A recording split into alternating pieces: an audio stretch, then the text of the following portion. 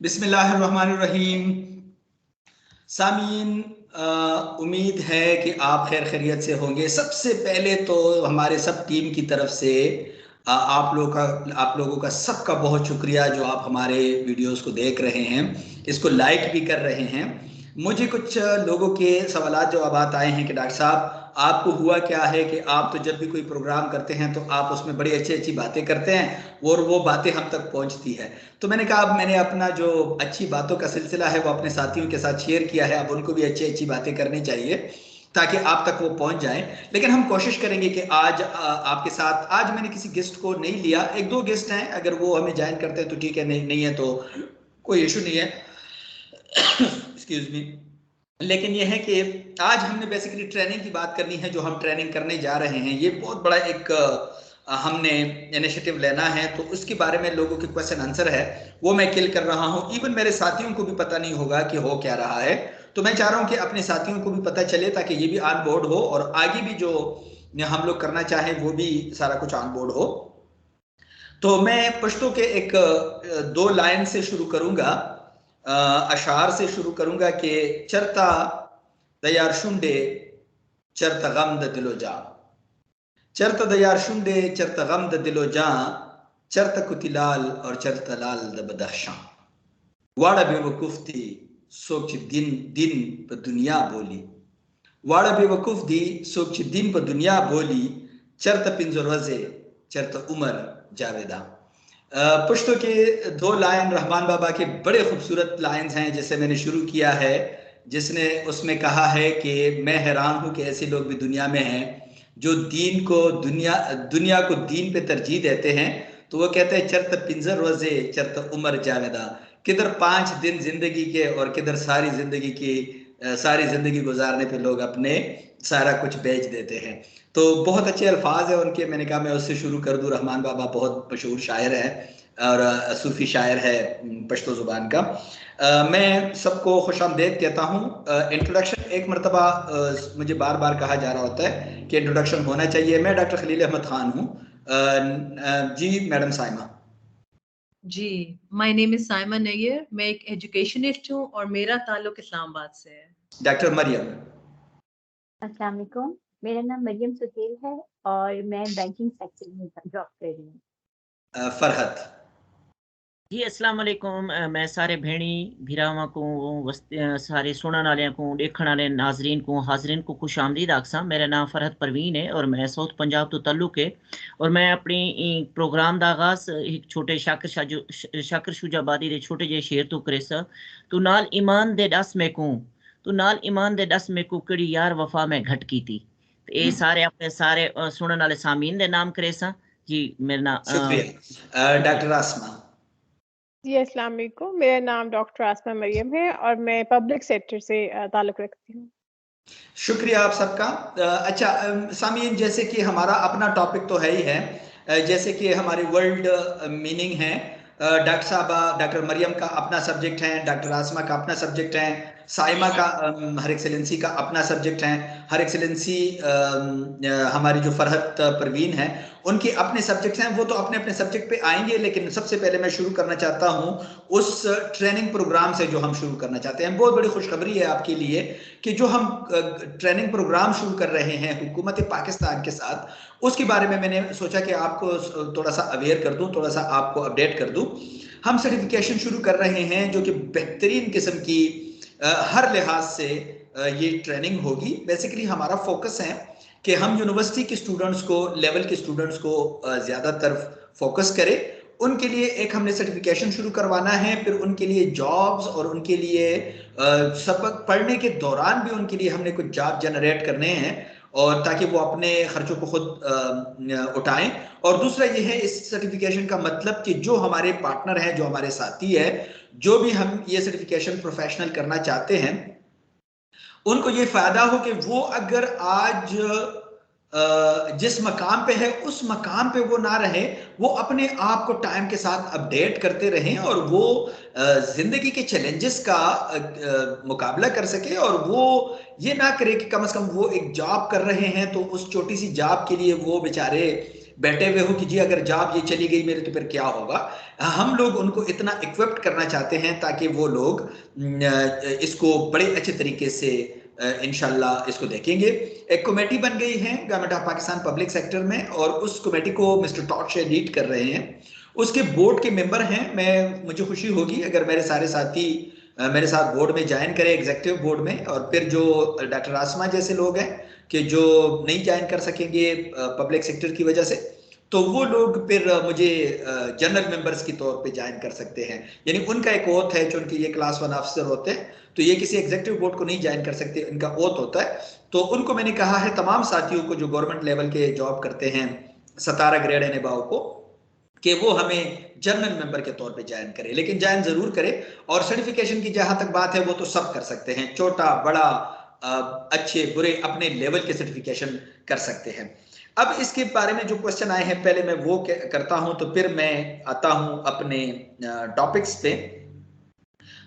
इसमें कहा गया है कि जी क्या ट्रेनिंग होगी और किस चीज की ट्रेनिंग होगी। मैं आपको बता रहा हूं सब चीजों की ट्रेनिंग होगी, जिस लेवल का आप सोच रहे हैं उस लेवल की हम ट्रेनिंग करवाएंगे इंशाल्लाह। तकरीबन तमाम चीजें उसमें शामिल होगी। और इवन हमने उसमें म्यूजिकल क्लास भी कल ऐड कर दिया, म्यूजिकल क्लास भी हमने उसमें डाल दिया, जो कि मतलब ज्यादातर लोग अगर नहीं भी लेना चाहते हैं, लेकिन हमने उसमें म्यूजिकल क्लास भी डाल दिया। उसमें से हमने डाल दिया कि कोई अगर पिट्स को रखते हैं और पिट्स के बारे में ट्रेनिंग लेना चाहते हैं, कैट्स या डक्स, तो वो भी हमने डाल दिया उसमें। यानी हमने हर लेवल का उसमें ट्रेनिंग डाला है, लेकिन स्पेशली प्रोफेशनल ट्रेनिंग और सोशल मीडिया के ट्रेनिंग्स और पैसे कमाने के, छोटी इंडस्ट्री लगाने के और सर्टिफिकेशन, फिर इंग्लिश लैंग्वेज के सर्टिफिकेशन, फिर कन्वर्सेशन इंग्लिश लैंग्वेज कन्वर्सेशन के सर्टिफिकेशन, फिर उसके साथ जो है फ्रिज एयर कंडीशन का सर्टिफिकेशन, फिर उसके बाद जो है हमारे सलाई कढ़ाई के ट्रेनिंग्स और वो सारे खवातीन के लिए, फिर उसके बाद एजुकेशन का हमने उसमें डाला है, साइमा इसको लीड कर रही है। इसी तरह मतलब जितनी भी है वो हमने सब इसमें ऐड करवाए हैं। तो मतलब कोई ट्रेनिंग हमने छोड़ा नहीं है, लेकिन फिर भी एग्रीकल्चर का जो ज़राअत का ट्रेनिंग है हर एक्सेलेंसी डॉक्टर आसमा जो करवाएगी, और होम गार्डनिंग और उसके बारे में जो चीज़ें हमें वसूल हुई है, बड़ा अच्छा है, उन्होंने बड़ी खूबसूरत प्रेजेंटेशन डॉक्टर साहबा ने बनाई है, मैं हैरान हो गया कि बहुत अच्छे तरीके से उन्होंने बनाई है। फिर सोशल वेलफेयर के बारे में जो एनजीओ बनाना चाहते हैं, जो एनजीओ में काम करना चाहते हैं, जो फंड रेजिंग करना चाहते हैं, उसकी हमने सर्टिफिकेशन इंट्रोड्यूस करनी है। ऑलरेडी है मार्केट में अवेलेबल सर्टिफिकेट है जो मैंने पढ़ा है, लेकिन हमने उस पर बहुत सारे पैसे लगाए हैं। अब अगर ये स्पॉन्सर एक्टिविटी आती है तो किसी का पैसे भी उस पर नहीं लगेंगे और वो उस सर्टिफिकेशन को कर सकेगा। तो ये तो सर्टिफिकेट के बारे में था। इसका खर्चा कितना होगा और कौन सी ट्रेनिंग होगी, ये एक क्वेश्चन है। देखें, जो गवर्नमेंट ऑफ पाकिस्तान के पास जो हमारा एग्रीमेंट हुआ है, अगर उसमें कोई बंदा अप्लाई करता है और वो शॉर्टलिस्ट होता है और वो उसमें आता है, तो उसके लिए तो कोई फीस नहीं है। बाकी जो हम जनरल एक फीस कोई रखेंगे डॉलरों में, कुछ छोटा सा अमाउंट रखेंगे, लेकिन वो देखेंगे बात की बात है।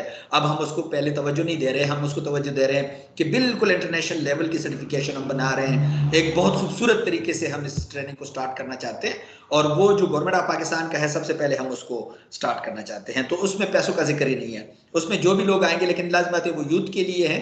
जैसे मैं और मैडम साइमा पिछले दिनों जब मीटिंग में थे, तो फोकल पर्सन ने बार बार, साइमा इसकी गवाह है कि फोकल पर्सन ने बार बार कहा कि ये यूथ के लिए होना चाहिए। तो हम प्रोफेशनल पे फोकस कर देंगे और वो यूथ पे फोकस कर देंगे। तो अभी प्रोग्राम से पहले मैं कह रहा था कि वो कह रहे हैं कि इस प्रोग्राम में हमारे लोगों में से मरियम और डॉक्टर खलील ही यंग जो स्टूडेंट है वो आ सकते हैं, बाकी ये बूढ़े बूढ़े लोग उसमें नहीं आ सकते। तो बार उनके लिए हम अपनी सर्टिफिकेशन इंट्रोड्यूस कर देंगे।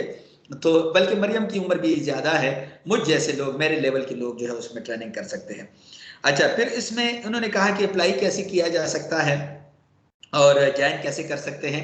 अप्लाई करने के लिए तो ये है कि मैंने एक छोटा सा फॉर्म बना दिया है जिसमें इनिशियल इन्फॉर्मेशन मैंने उसमें डाल दिया है। वो मैं जो भी क्वेश्चन जहाँ से भी आएगा उनको मैं वो भेजूंगा, और वो सबसे पहले तो वो हमें भेजे ना। लेकिन हम 3-4 ऐसी यूनिवर्सिटियां हैं और 3-4 ऐसे इंस्टीट्यूट हैं जिनके साथ हम ऑलरेडी काम कर रहे हैं, तो हम वहां से शुरू करना चाहते हैं, क्योंकि वो हमारी जान खाएंगे कि जी आपको हमने सपोर्ट किया, अब चाहिए कि आप हमारी यूनिवर्सिटियों से शुरू करें। तो चूंकि वहां पे मेरे ख्याल में कुछ ये सारे स्टूडेंट 20,000 के करीब स्टूडेंट तो होंगे जिसके साथ हम अभी इंटरेक्शन करने वाले हैं, और वो हमें सपोर्ट करते हैं। तो अगर वो हमें सपोर्ट करते हैं तो फिर हमें भी उनको सपोर्ट करना चाहिए। तो वहां से शुरू करना चाहिए, इसलिए कि वो हमारे बुरे वक्तों के साथी हैं। तो फिर बुरे वक्तों के साथी को हमें भूलना फिर नहीं चाहिए ना, लाज़िम बात है, वो एक मैटर करता है ये चीज़। जो इसके आगे जो है कौन सी जुबान में ये ट्रेनिंग होगी? ये जो क्वेश्चन आया है ये इंटरनेशनल क्वेश्चन है, जिस पे मैं ये कहूँगा कि कौन सी जुबान में हो रही है, तो वो ये जुबान है कि उर्दू में तो है ही है, अंग्रेजी में है ही है। इसके बाद हम सोचेंगे कि अगर कोई और जुबान में कोई और बंदा उन्हीं जुबान के लोगों को करवा सके तो अच्छी बात है, लेकिन उसके लिए हमें सर्च करना पड़ेगा। ये मेरी डिटेल थी और ये मेरी बातें थी जो मैंने करनी थी और आज मैंने आप सबको अपडेट करना था, ये मैंने कर दिया। इसके फौरन बाद मैं आऊँगा मैडम साइमा की तरफ और उनको कहूँगा कि उनके साथ आज क्या है। जी डॉक्टर साहब बहुत शुक्रिया। आज हम एक नया वर्ड सीखेंगे जो कि बहुत इजी है और बहुत इंटरेस्टिंग है, दैट इज पोलीग्लॉट। पोलीग्लॉट का मतलब है जबानों का माहिर। जुबानों का माहिर, POLYGLOT। ठीक It है। refers to a person who knows and speaks multiple languages fluently। यानी ऐसा इंसान कि जो बहुत सारी जुबानें जानता है और उनको उसमें उसको महारत हासिल है। He's called polyglot। ये लफ्ज किसी ये 4 लोग मुझे बताएंगे जो मेरे साथ ज्वाइन कर चुके हैं, मेरे साथ थी। ये लफ्ज किसी और पर्पस के लिए भी यूज होता है, पोली का लफ्ज जो है पहले वाला हिस्सा, तो कौन बताएगा हाथ उठा के कि पोली का लफ्ज किसी और पर्पस के लिए भी है? मेरे ख्याल में उन दोनों वर्ड्स को फिर हमें तलाश करना चाहिए, 2 ही वर्ड्स हैं। चले साइमा, नेक्स्ट आपका ये टारगेट हो गया, आप जरा उन वर्ड को निकाले। पोली वैसे मतलब भी उसका वही है, लेकिन बहरहाल अगर आप उसको सर्च करते हैं तो आपको बड़े अच्छे 2 लफ्ज मिलेंगे और वो एक से ज्यादा शादियां जो लोग करते हैं उनके polygamy, you're right, that is polygamy, yes। या तो ये उसके लिए इस्तेमाल होता है। सॉरी जी टू डॉक्टर कट यू डॉक्टर साहब, हमारे वो बॉटनी में भी यूज होता है, उसको पॉलिनेशन भी कहते हैं। पोलिनेशन कहते हैं, पोलिनेशन कहते हैं, यस ठीक है, वो पोलिनेशन भी कहते हैं। इट्स बहुत बड़ा प्रोसेस है पोलिनेशन का। फरत क्या बोल रही है फरत जी? ऐसा है कि पोली का लफ्ज हमारे भी इधर एक इस्तेमाल होता है। ऐसा हुआ कि कुछ एक यानी कि जो हमारे वहाँ पर जो ढोल बाजे वाले मरासी दोस्त हैं वो इकट्ठे बैठे थे, तो उनके अब्बा हजूर जो है ना शदीद बीमार थे और वो सारे जो है ना उसके अफसोस में बैठे थे। तो एक मरासी जो उनका सबसे बड़ा था ढोल वाला, तो कहता है जब तक अब्बा मरते नहीं है पूरी पूरी ढोल की ना बजा लीजिए। तो वो पोली लफ्ज हुआ। अच्छा, एक तो ये है कि ये लफ्ज हमें इस्तेमाल नहीं करना चाहिए। ये देखिए टेक्निकल लोग होते हैं, ये बदकिस्मती है, खान साहब कहना चाहिए, कुछ और कहना चाहिए। ये बेसिकली मिरास जो है ये बड़े कम लोगों को मिलता है, ये अच्छे साइड से भी हो सकता है। मिरासी वो इसको हम लोग अंग्रेजी में कहते हैं, अंग्रेजी में इसको कहते हैं, अंग्रेजी में इसको कहते हैं कि या उर्दू में इसको कहते हैं अताई। यानी जो अपने माँ बाप से सीख के आगे आते हैं, चाहे वो डॉक्टरी है, चाहे आपने ऐसे डॉक्टर भी देखे होंगे ना जो खुद डॉक्टर नहीं होते और अपने साथ डॉक्टर लिखते हैं और वो प्रैक्टिस भी करते हैं। उनका बाप डॉक्टर होता है, दादा हकीम होता है और वो आगे जाके डॉक्टरी कर रहे होते हैं ना। तो इस तरह की चीज भी हमें देखने को मिलती है। लेकिन बहरहाल खैर, ये फरहत ने तो लाइट मूड में कहा, वो लाइट मूड में इस तरह की बातें करती रहती होती है। मैं जाऊंगा डॉक्टर मरियम के पास और डॉक्टर मरियम से पूछूंगा कि उनके साथ आज क्या है। अस्सलाम वालेकुम। आज मैं बात करूंगी SDG नंबर 5 से, जो कि है gender equality and empower all the women and girls. Gender equality ये बहुत बड़ा इशू है और मैं बड़े अफसोस के साथ मुझे ये बताना पड़ रहा है कि पाकिस्तान दूसरी दफा वर्स्ट सेकंड कंट्री है पूरी दुनिया में। तकरीबन 144 कंट्रीज में से ये सेकंड नंबर पर आया है, सेकंड ईयर, दूसरा साल है। और ये यमन से ऊपर है, मींस यमन फर्स्ट नंबर पर है और पाकिस्तान जेंडर गैप में, जेंडर इनइक्वालिटी में सेकंड नंबर पर है। पाकिस्तान में तकरीबन 51.5% मर्द हैं, टोटल पॉपुलेशन का 51.5% मेन है और 48.5% वुमेन है। इसके बावजूद जेंडर इक्वालिटी इनइक्वालिटी है पाकिस्तान में। और जेंडर इक्वालिटी एक फंडामेंटल ह्यूमन राइट है और काफी प्रोग्रेस देखी गई है इस गोल को अचीव करने में। लड़कियों को स्कूल भेजा जा रहा है और अर्ली मैरिजेस के लिए फोर्स नहीं किया जा रहा। पार्लियामेंट में काफी मैं वर्ल्ड वाइड बात कर रही हूँ, पार्लियामेंट में पोजीशंस दी जा रही हैं औरतों को, उनको डिसीजन मेकिंग में इन्वॉल्व किया जा रहा है, लीडरशिप में पार्टिसिपेट किया जा रहा है। एंड सेकेंडली कोविड-19 से ये गोल काफी अफेक्ट हुआ है। कोविड-19 के बाद डाटा एंड सर्वेस बताते हैं कि ये जो जेंडर इनइक्वालिटी है इसमें इजाफा हुआ है, डोमेस्टिक वायलेंस में भी इजाफा हुआ है कोविड-19 की वजह से, क्योंकि स्कूल्स और ऑफिसेस क्लोज हो गए तो औरतों का और सब लोग घर की हद तक महदूद हो गए, तो अनपेड वर्क और डोमेस्टिक वर्क काफी बढ़ गया और जिसकी वजह से डोमेस्टिक वायलेंस भी इंक्रीज हुआ। ठीक है, ठीक इनइक्वालिटी में इजाफा हुआ है। ठीक है, अच्छा हम आपकी तरफ दोबारा आएंगे, लेकिन मैं यहाँ पे इस पे रिएक्ट जरूर करूंगा। उसके बाद मैं फरहत की तरफ जाऊंगा। फरहत ने इसके बारे में, अगर वो SDG 5 पे उनके साथ कुछ अशार हैं, लेकिन मैं उसकी तरफ जाऊंगा, लेकिन पहले मैं इस पे जरूर रिएक्ट करूंगा। मरियम, आपकी नॉलेज के लिए भी और सबके नॉलेज के लिए जो हमें सुन रहे हैं, देखें जेंडर इक्वालिटी में पाकिस्तान जिस नंबर पे है वो तो एक कहानी है, वो एक डिबेटेबल पॉइंट है। मैं SDGs पे काम कर रहा हूं। मैं आपको बताऊं कि एक डिफिनेशन है कि एक डिफिनेशन होता है किसी चीज का कि जी आप चाहते क्या हैं इक्वालिटी में, तो उनके साथ फिर जवाब इसका नहीं होता कि वो क्या चाहते हैं। मेरे एक दोस्त ने एक किताब लिख रहा है, और मेरी एक दो किताबें मैंने लिखी है जो मैंने पब्लिश नहीं की। उन किताबों पे मैं काम कर रहा हूं, तो कभी कभी उनके साथ आपस में बैठता हूं, चूंकि उसकी बड़ी किताबें पब्लिश हुई है, तो मैं किताब का लिखने वाला पढ़ने वाला अब भी हूं। हालांकि जदीद दौर है, इसमें कोई किताब नहीं पढ़ता, लेकिन फिर भी मैं किताब पढ़ने वाला हूं। तो वो मैं किताब अपना जो मैं लिख रहा हूं, तो उसके साथ मैं बैठा हुआ, उसने अपनी किताब में लिखा हुआ था कि मैं बैंक में खड़ा था, तो एक खातून आई, तो उसने मुझे कहा कि जी कैशियर ने उसको कहा कि जी आप लाएं। तो मैं खड़ा था, मुझसे आगे एक और बंदा भी खड़ा था, उसने खातून को कहा कि आप आए। मैंने कहा बिल्कुल नहीं आएगी ये, मैं क्यों खड़ा हूं, इनके बाद मेरा नंबर है। तो वो जो फारिग हो गए तो मैं आगे हो गया, वो खातून बैठ गई ना। तो उस कैशियर ने फिर मुझे कहा, मैनेजर भी देख रहा था, उसने कहा खातून है, आपको लिहाज करना चाहिए था, तो आपने क्यों लिहाज नहीं किया। अब ये समझदार बंदा है, लेकिन उसने मिसाल जनरेट करने के लिए ऐसा किया।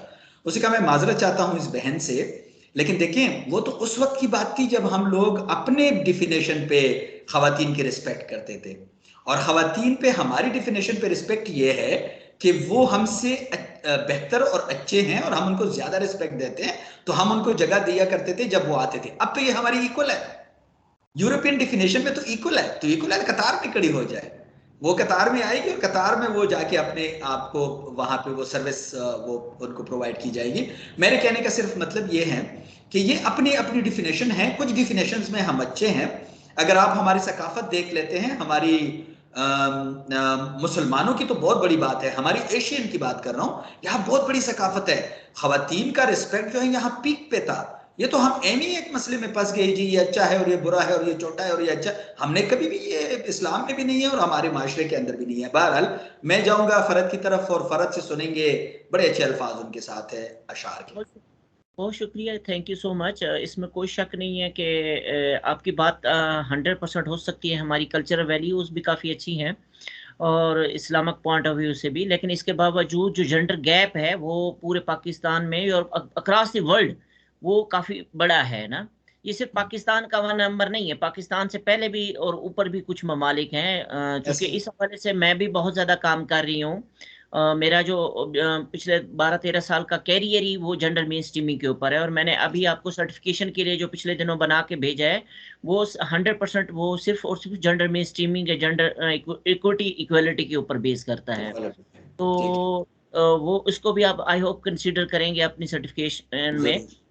तो दूसरा जो है, अब मैं सराइकी के एक कुछ इशार हैं जो इसी हवाले से हैं, जेंडर SDG जो है 5 है उसको टैकल करता है।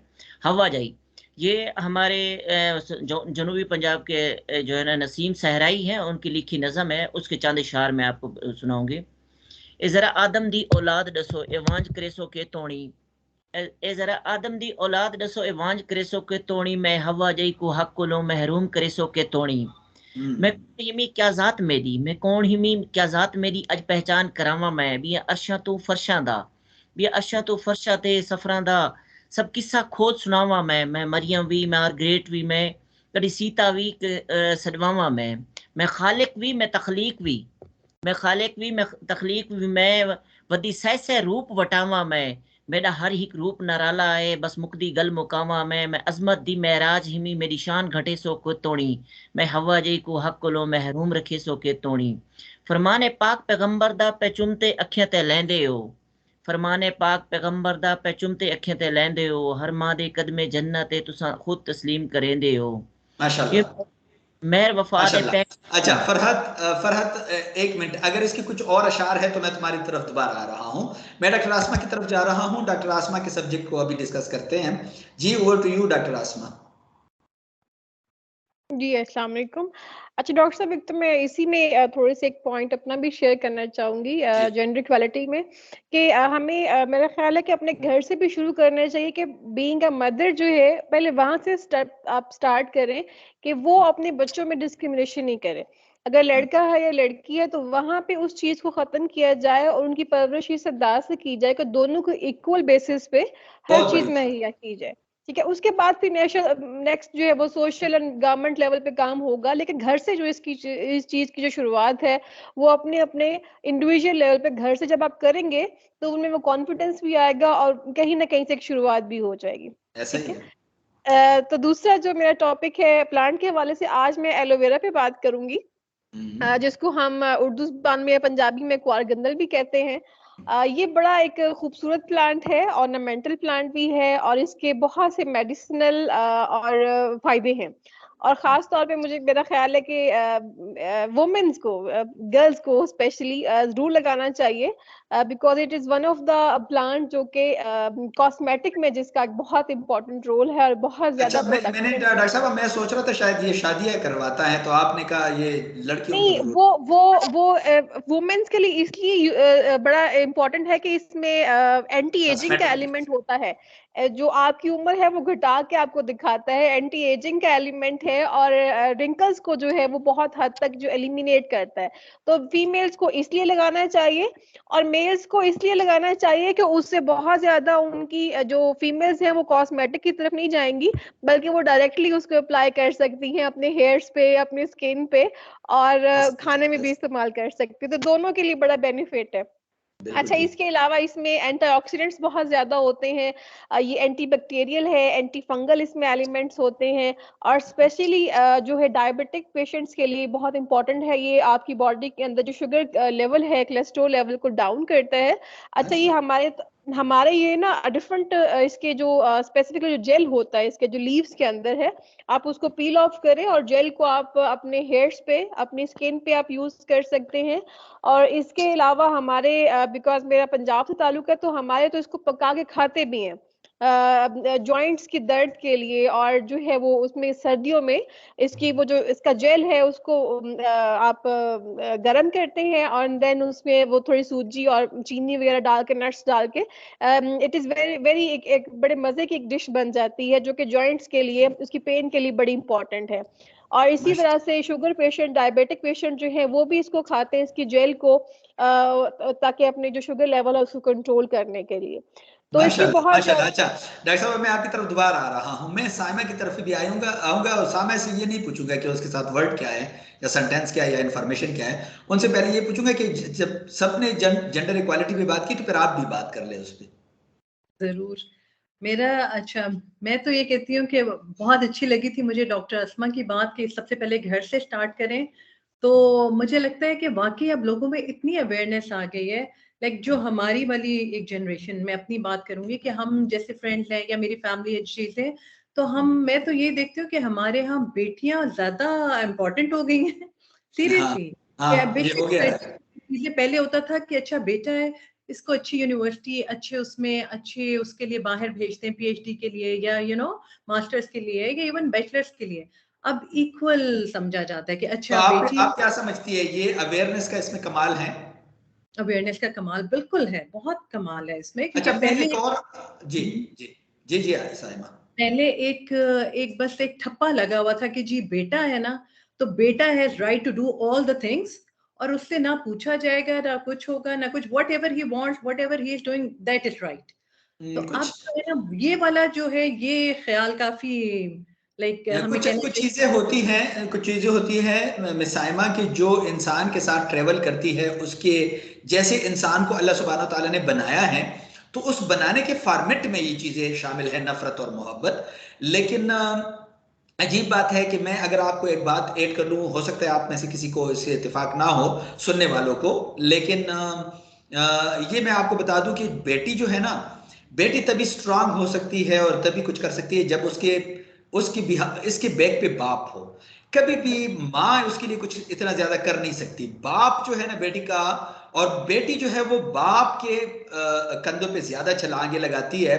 वो ये छलांगे जो लगाती है ना, वो कभी माँ के और कभी भी किसी और मर्द के जो उसके रिश्ते में शामिल होता है उस पे नहीं होता। ठीक है, शौहर भाई भी मैटर करता है, लेकिन बाप जो खातून के लिए, लड़की के लिए मैटर करता है, वो यकीनन एक बहुत बड़ा है। और उसके लिए मैं एक मिसाल दे के फिर साइमा की तरफ वापस आऊंगा कि वो अपना इंफॉर्मेशन दे दे।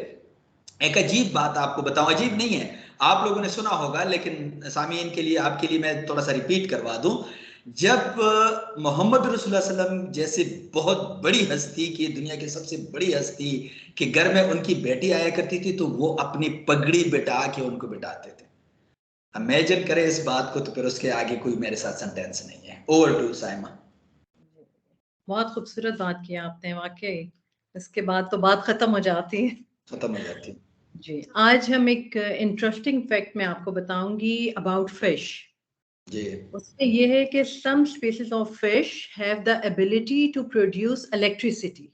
जी, उसमें से एक इलेक्ट्रिक ईल्स हैं कि जो they can generate electric shocks to navigate, communicate and even hunt their prey. जब उन्होंने शिकार करना होता है या कुछ, तो वो बिल्कुल शॉक की तरह अपने शिकार को इलेक्ट्रिक शॉक लगाते हैं और फिर जो है वो बआसानी अपना शिकार हासिल कर लेते हैं। तो ये फिश की एक किस्म है कि जो इलेक्ट्रिसिटी प्रोड्यूस करती है। तो आई वांट कि मैं ये शेयर करूं सबके साथ, क्योंकि मुझे बहुत जबरदस्त है। अच्छा, मुझे कोई जल्दी में एक कोई भी बंदा आप में से हाथ उठा के मुझे बता सकता है, फरहत का हाथ तो हर वक्त उठा हुआ होता है, लेकिन कोई हाथ उठा के मुझे बता सकता है कि बाकी कौन सी सब्जी से बिजली निकाली जा सकती है?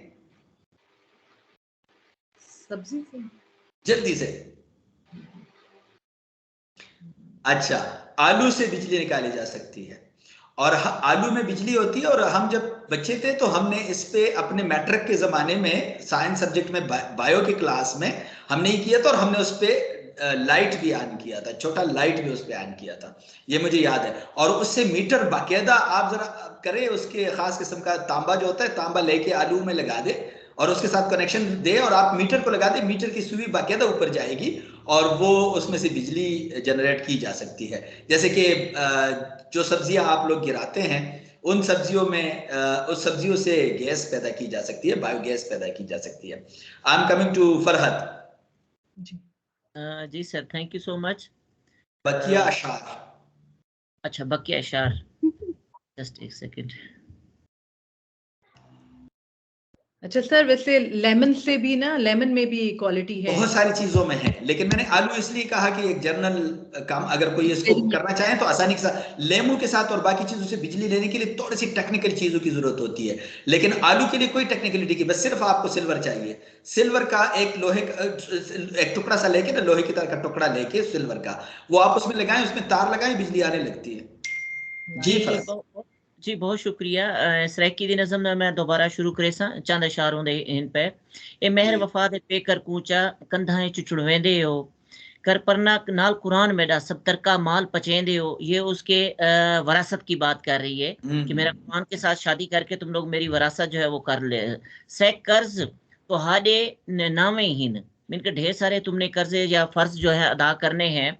एक कर्ज लहे सो के तोड़ी में हवा जी को हक को महरूम रखे सो के तोड़ी। ये मशरिक है या मगरिब है, जो सर अभी आप बात कर रहे थे ना, ये मशरिक है या मगरिब है? दुख सांझे कौम निसादे हीन, मिनके जहां पर भी खातून है उसके जो दुख है वो सांझे ही है ना। हर पास साहिबी मर्दा दी डिठे हाकम जादे हीन, ए जाबिर औरत जात उते ए आदि जोर जफा दे हीन, उत्पार उन्हा दे वादे हीन उर्वार उन्हा दे वादे हीन, गासे मेरे विरसे दे ये देवने खुदा देवने दार खुदा दे हीन। ए औरत ए जन को चीज आधन, मुजरम धरती माँ देहीन मैं कह दी जाती चीज निमी मैं कुछ चीज बने सो के तोड़ी मैं हवा अच्छा को अच्छा, फरहद आपको बताऊं, मैं जब दुबई में था ना, आपने अभी वेस्ट एंड ईस्ट की बात की, तो मेरे साथ एक अंग्रेज था, तो वो भी राइटर भी था और बहुत अच्छा जहन रखता था, सब सुनता था, बहुत अच्छा उसका नॉलेज था, इस्लाम के बारे में बहुत सारी चीजें जानता था, लेकिन एक मुसलमान नहीं था। तो उसके साथ मेरी बातें होती थी, तो एक दिन टीवी पे एक कमर्शियल आया करता था, तो उसने कहा कि women and main and right और दिस और वो बहुत सारी बातें हुई। उसको मैंने कहा, मुझे एक बात बताएं, एक कमर्शियल टीवी पे चल रहा था उन दिनों, मैंने उस कमर्शियल की तरफ उसको इशारा किया, सिगरेट का कमर्शियल था। मैंने उसको कहा, ये जो सिगरेट लड़का पी रहा होता है, वो एंड पे कह रहा होता है कि the men's demand gold leaf का कमर्शियल हुआ करता था ना, तो कहते the men's demand gold leaf. मैंने कहा, आप क्यों नहीं कहते कि the women's demand gold leaf ना? वो हंस पड़ा, वो मुझे कहते आपने कौन सी बात निकाली। और अब मैं उसके लिए सर्च करूंगा कि why we are not telling that the women demand gold leaf, why we are telling that when we are talking about the power, why we are talking about the men, that the men demand is a gold leaf. Anyway, doctor Saima की तरफ जाएंगे। Doctor Saima, एक तो आप अपने subject को complete कर दे, और दूसरा ये है, मैं आपकी तरफ वापस आ रहा हूँ फरहद, डॉक्टर साइमा आप अपनी सब्जेक्ट को भी कंप्लीट कर दे, और जो आपके दिल में है वो भी कह दे, ताकि मैं प्रोग्राम को एंड कर रहे हैं। आपके दिल में जो भी है नई बात, कोई भी खूबसूरत सी चीज, वो जरूर लोगों के साथ शेयर करें। डॉक्टर आसमा। डॉक्टर जी जी सर, ये एलोवेरा का मेरा थोड़ा सा एक रह गया था इसमें, ये कि इसमें वॉन्ड हीलिंग के लिए भी इम्पोर्टेंट है ये, ठीक है। आप सनबर्न्स या कोई भी और आपका बैक्टीरियल इन्फेक्शन होता है तो आप उसको डायरेक्टली रब भी कर सकते हैं, ठीक है। इसके अलावा जो है दांतों के ऊपर अगर बैक्टीरियल बायोफिल्म बन चुकी है तो उसको भी आप इस चीज से रिड्यूस कर सकते हैं या एलिमिनेट कर सकते हैं। बट इसमें ये है कि आप, क्योंकि इसमें थोड़ी सी लेक्सेटिव प्रॉपर्टीज होती, तो आप इसको बहुत ज्यादा रॉ फॉर्म में यूज नहीं कर सकते, किसी न किसी चीज के अंदर डाल के मिक्स करके आप उसको, अगर आप डायरेक्टली उसको ले रहे हैं, खा रहे हैं, तो उसमें आपका स्टमक जो है वो डिस्टर्ब हो सकता है, या फिर आपके लिवर पे जो है इसकी एक्स्ट्रा क्वांटिटी जो है रॉ फॉर्म में वो डैमेज कर सकती है। तो ये इसके थोड़े से फायदे और नुकसान थे। हाँ जी। तो बाकी मैं वाइंड अप इसी से करूंगी कि बस अपने जो है सोसाइटी के अंदर इस डिस्क्रिमिनेशन को कम करें, खास तौर पे हमारे सिटीज में तो ये बहुत हद तक चीजें नॉर्मलाइज हो रही हैं, लेकिन जो हमारे देहात हैं और जो विलेजेस हैं उनमें अभी टाइम लगेगा इस चीज को ओवरकम करने में, या अंडरस्टैंड करने में, या इक्वालिटी की तरफ आने में। तो हमें ये मतलब वेस्टर्न या ईस्टर्न के बाद ये तो हमारे मजहब में है, ठीक है। तो हम अगर अपने वही वैल्यूज को फॉलो करें, उन्हीं के ऊपर या उन्हीं के उसवा हसना को अगर हम देखते हैं, उस पर चलते हैं, तो हमारे लिए जो है वो दीन और दुनिया दोनों आसान हो जाएंगे। बहुत शुक्रिया डॉक्टर साहब, बहुत शुक्रिया। डॉक्टर मरियम की तरफ आऊंगा। मरियम, अपना सब्जेक्ट अगर कोई रिमेनिंग है वो भी शुरू करे, और जो तुम्हारे दिल में है वो कह दे।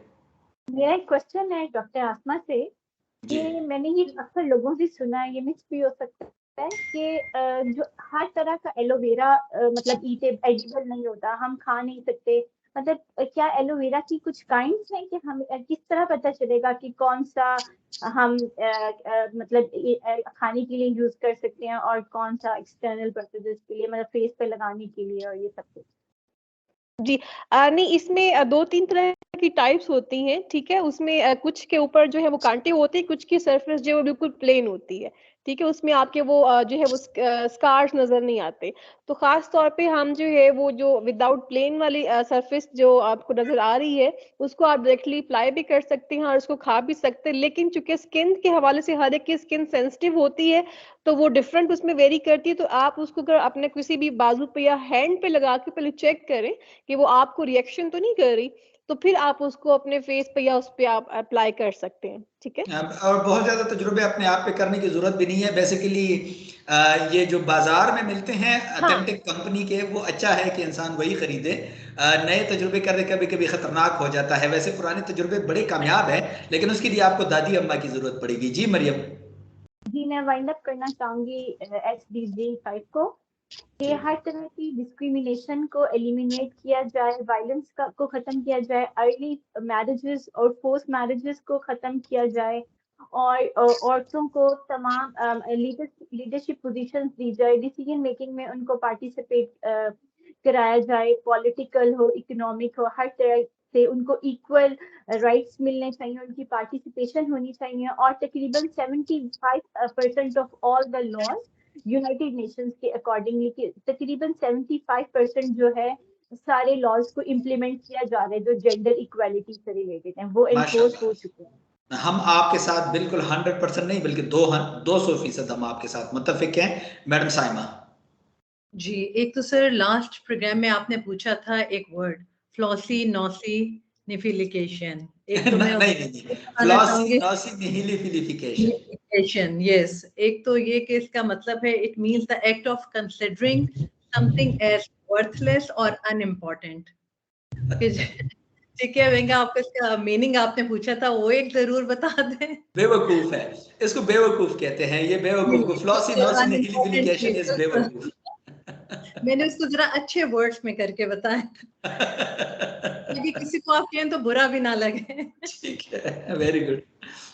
और सेकेंडली डॉक्टर साहब मैं कहना चाहूंगी कि स्टे क्यूरियस, हमेशा क्यूरियस रहें, चीज़ों के बारे में देखते रहें, कोई नई चीज़ देखें, ज़रूर उसके बारे में लर्न करें, कीप लर्निंग, कभी अपनी लर्निंग को बाउंड या स्टॉप ना करें, and always there to chase your dreams. कभी भी अफ्रेड ना हो, डरे नहीं कि नहीं ये नहीं हो सकता, वो नहीं हो सकता, यू कैन एंड इंशाल्लाह you will be there. So nice of you Saima, ये बहुत अच्छी आपने बातें की, अल्लाह ताला आपको खुश रखे, प्रोग्रेसिव हमेशा रहना चाहिए। फरद की तरफ जाऊंगा और फरद को कहूंगा 2 मिनट तुम्हारे पास है, जो बोलना है बोलो, 2 मिनट कंप्लीट तुम्हारे। Thank you so much. बस वो आपने सिगरेट की बात की थी, मुझे याद आ रहा है कि आप में से ही चारों में से मैं किसी एक दोस्त के पास गई थी कि मैंने सिगरेट को छोड़ना है, तो आप में से आप सब ने कहा था कि सिगरेट के छोड़ने से जो जिंदगी है बहुत लंबी हो जाती है। तो सर वो मैंने कल नहीं पी तो कल का दिन बहुत लंबा रहा है। तो अब उसको ये अच्छा, इस तरह फरक मैं बताऊं आपको, एक बंदा, एक बूढ़ी खातून सिगरेट पीती थी ना, तो किसी ने उसको कहा कि खाला जी सिगरेट ना पियो, या आहिस्ता आहिस्ता मार देती है। उसे कहा बच्चे मुझे भी कोई जल्दी नहीं है। तो इसलिए वो मेरा काफी दिन लंबा रहा है, तो मैं इसलिए पूछ रही हूँ कि सिगरेट छोड़ने से वाकई इसी तरीके से जिंदगी लंबी हो गई या कुछ और शॉर्टकट भी हो सकता है? ये तो है, बस अब जिंदगी जो है ना, जिंदगी तू ही मुख्तसर हो जा, बहुत अच्छा शेर है। मेरे आखिरी अल्फाज इन पे सारे भेणी भिरावां को बहुत ज्यादा शुक्रिया, सारा प्रोग्राम तुसे सुनदे पे हो, लाइक करेंदे पे हो, और इमें ही तुसा ना सिर्फ शेयर करो, सब्सक्राइब करो सारे चैनल को, और बल्कि बाय दोस्तों को भी दसो कि सारे जड़ा इन्फोखंदा दा प्रोग्राम है पिया, ए हंसी खुशी मालूमात और बहुत ही वैल्यूएबल प्रोग्राम है पिया। सारे भेणी भिराई को लाइक करो और शेयर करो, और अपने अगर तुआरे कोई रिव्यूज इन पे, कोई कमेंट्स इन पे, या तुसा समझ देवे कि इन बेहतरी दी कोई गुंजाइश है पी तो जरूर साको डिस्कसो। अल्लाह सोने दी अमान। सो नाइस ऑफ यू, आप सबका बहुत शुक्रिया, doctor Asma, doctor Mariyam, Saima Nayyar and Farhat Parveen, आप लोगों का बहुत शुक्रिया। आप लोगों ने ज्वाइन किया, आप लोगों ने प्रोग्राम में अपने अपने राय दी। आप हमारे एग्जीक्यूटिव मेंबर हैं, यकीनन आप लोग तो होंगे ही होंगे। बाकी नेक्स्ट प्रोग्राम से हम इंशाल्लाह बाहर से लोगों को स्पेस दे रहे हैं, जो कि देना हमें चाहिए ताकि लोगों को भी हम सुने। और बहुत सारे लोग एहतजाज पे अभी आ रहे हैं, उससे पहले कि वो एहतजाज करे, रोड बंद करे, तो हम उनको अपॉर्चुनिटी दे कि वो हमारे साथ आए, बैठे और बात करें। तो इंशाल्लाह नेक्स्ट प्रोग्राम से हम लोगों को भी बाहर से ले रहे हैं इंशाल्लाह नेक्स्ट संडे से, और बाकी नेशनल इंटरनेशनल फ्रेंड्स को भी ले रहे हैं। लेकिन इस प्रोग्राम में चूंकि ट्रेनिंग की बात हुई, मैंने आपको ट्रेनिंग की डिटेल स्टार्ट में बताई, अभी मजीद आपको ये बता रहा हूँ कि आप जो भी ट्रेनिंग चाहते हैं मेरे दोस्तों समेत, वो पहले मुझे रिक्वेस्ट भेजे ताकि मैं उनको एक फॉर्म भेजूं, और फिर फॉर्म के बाद जो है वो इंफॉर्मेशन उनको भेजेंगे, और हम जनवरी में इंशाल्लाह, मेरे ख्याल में मरियम भी पाकिस्तान में होगी, और जनवरी में हम लोग 18 ईयर सेलिब्रेशन कर रहे हैं CDRS के, जिसमें अवार्ड सेरेमनी भी है और MOU साइनिंग भी है गवर्नमेंट ऑफ पाकिस्तान के साथ भी और बाकी इदारों के साथ भी। बहुत बड़ा इवेंट हम माशाल्लाह करने जा रहे हैं, तो हम सब आपको देखना चाहेंगे पाकिस्तान के अंदर, और इंशाल्लाह एक बहुत बड़ा इवेंट हमारा इस्लामाबाद, कराची, लाहौर होने जा रहा है, और ये इंशाल्लाह सब फ्रेंड्स को इकट्ठा करेंगे, सर्टिफिकेशन भी होगी और MOUs भी साइन होंगे, तो हम उसमें भी आपको वेलकम करते हैं। और बाकी प्रोग्राम के बारे में भी मेरे दोस्त मेरे साथ रहेंगे। मैं प्रोग्राम की रिकॉर्डिंग बंद कर रहा हूं, तो उससे पहले आपको इजाजत चाह रहा हूं आपसे। इंशाल्लाह नेक्स्ट संडे से को आपसे फिर मुलाकात होगी, तब तक के लिए मुझे और मेरे फ्रेंड्स को इजाजत दीजिए। अल्लाह हाफिज।